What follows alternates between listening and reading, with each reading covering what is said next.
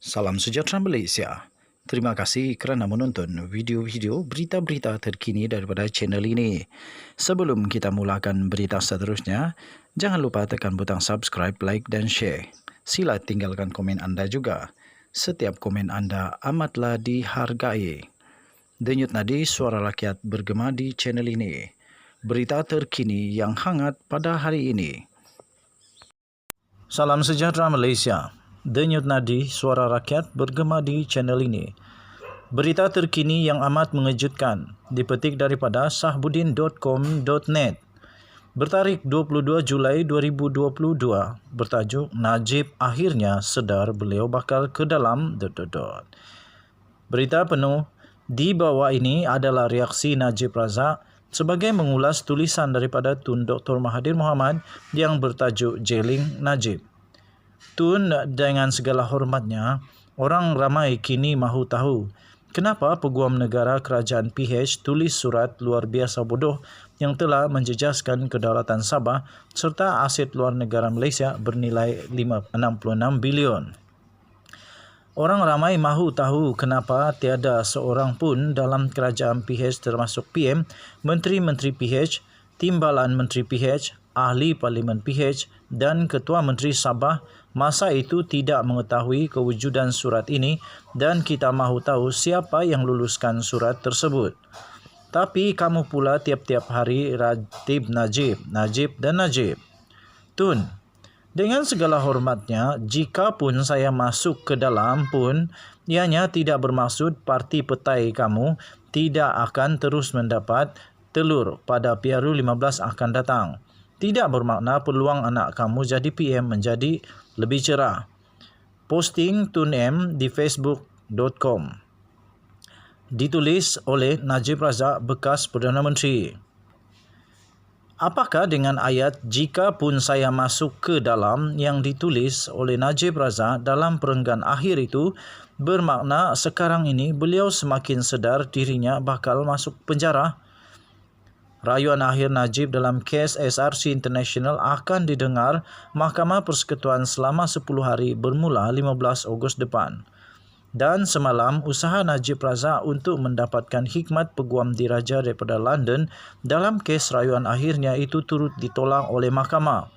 Tidak pernah rasanya sebelum ini Najib Razak menyebut ayat "jika pun saya masuk ke dalam" atau yang sepertinya, mahupun yang membawa maksud seumpama dengannya. Apakah ini menunjukkan Najib sudah benar-benar sedia untuk ke penjara? Ditulis oleh Sahbudin Hussein 22 Julai 2022.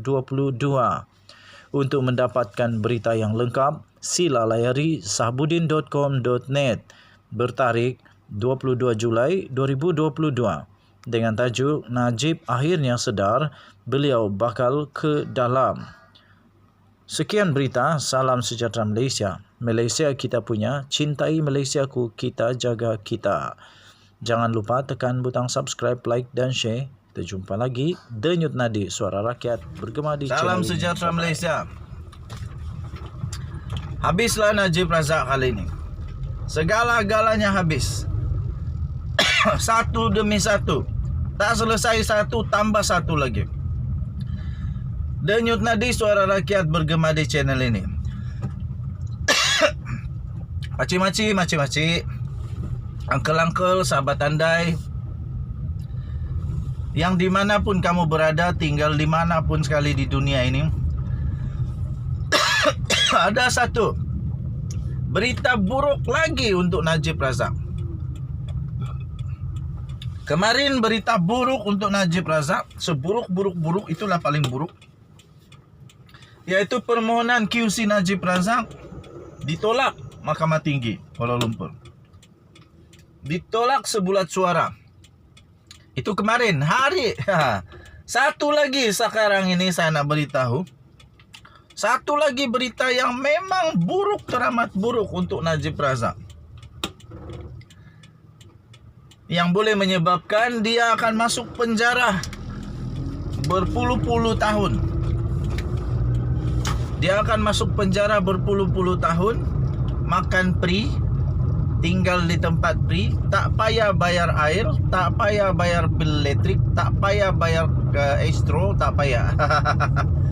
Free. Tuan-tuan dan puan-puan yang dihormati sekalian, Najib Razak bersama peguam belanya memohon,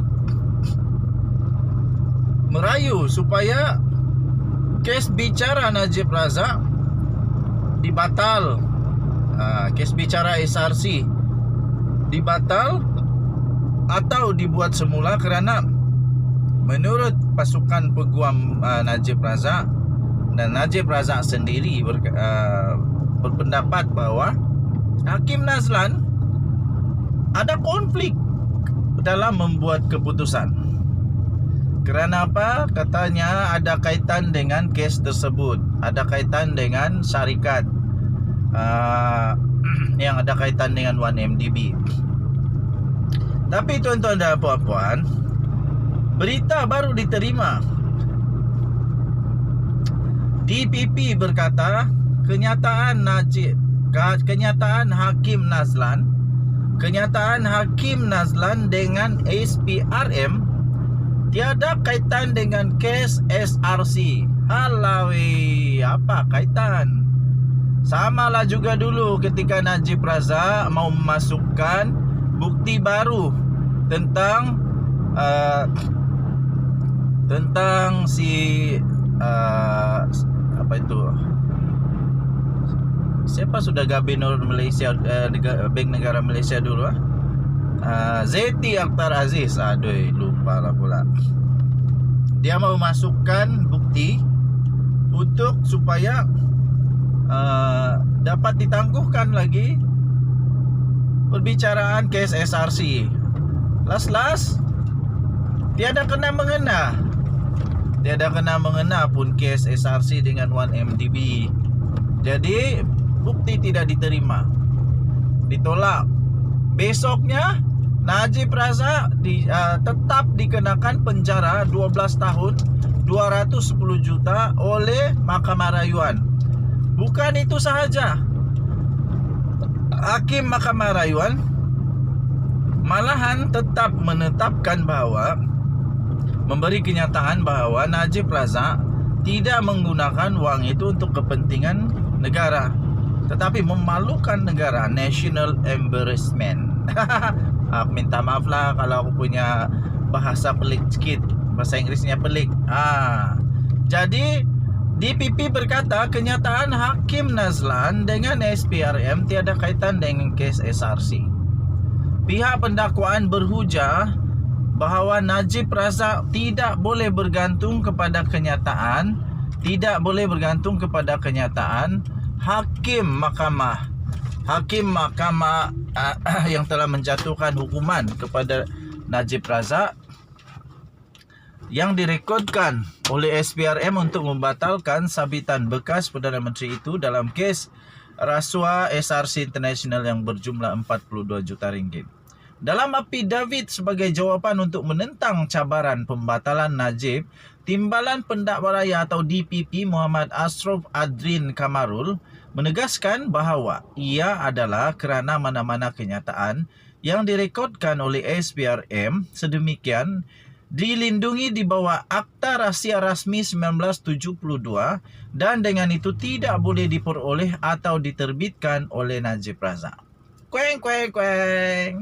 Nazlan adalah Hakim Mahkamah Tinggi Kuala Lumpur yang pada Julai 2020 telah mendapati bahawa Najib Razak telah bersalah atas 7 pertuduhan salah guna kuasa, pecah amanah jenayah CBT dan 3 pertuduhan pengubahan wang haram, serta menjatuhkan hukuman penjara 12 tahun penjara dan denda 210 juta kepada tertuduh. Hakim itu telah dinaikkan ke Mahkamah Rayuan. Dalam satu affidavit sebelum ini yang difailkan oleh Najib untuk menyokong usahanya mengemukakan bukti baru untuk membatalkan sabitan dan hukumannya, bekas Menteri Kewangan itu mendakwa mempunyai akses kepada kenyataan Nazlan yang direkodkan oleh SPRM. Dari mana dia dapat ni? Ini kan dilindungi dari Akta SPRM 1972. Akta SPRM. Akta Kerahsiaan. Akta apa itu? Akta Rahasia Rasmi 1972 tidak boleh diperolehi atau diterbitkan oleh Najib. Nah, jadi dari mana yang Najib berkata dia mempunyai akses kepada kenyataan Nazlan itu? SPRM sedang menyiasat Nazlan berhubung dakwaan konflik kepentingan dalam menghakimi kes SRC apabila mengambil kira peranan hakim itu sebelum ini dalam Maybank dikaitkan dengan pembentukan SRC. SRC pernah menjadi anak syarikat 1MDB sebelum ia menjadi milik penuh Menteri Keuangan yang diperbadankan MOF INC. 1MDB juga dimiliki oleh MOF INC. Katanya, saya faham bahawa sebarang rujukan kepada rakaman kenyataan jika benar daripada Hakim Nazlan oleh SPRM semasa siasatan yang jika benar adalah kenyataan istimewa tidak boleh diterima dan keterangan dengar cakap hearsay di bawah Akta Rahasia Rasmi 1972. Kandungan temu bual dengan SPRM jika benar sama sekali tidak mempunyai kaitan dengan perbicaraan SRC. Kerana SRC ialah syarikat MOF Incorporated sejak Februari 2012. Manakala pinjaman 1MDB yang dikatakan jika benar adalah pada 2015. Temu bual yang tidak relevan tidak boleh diterima dan dilindungi oleh Akta.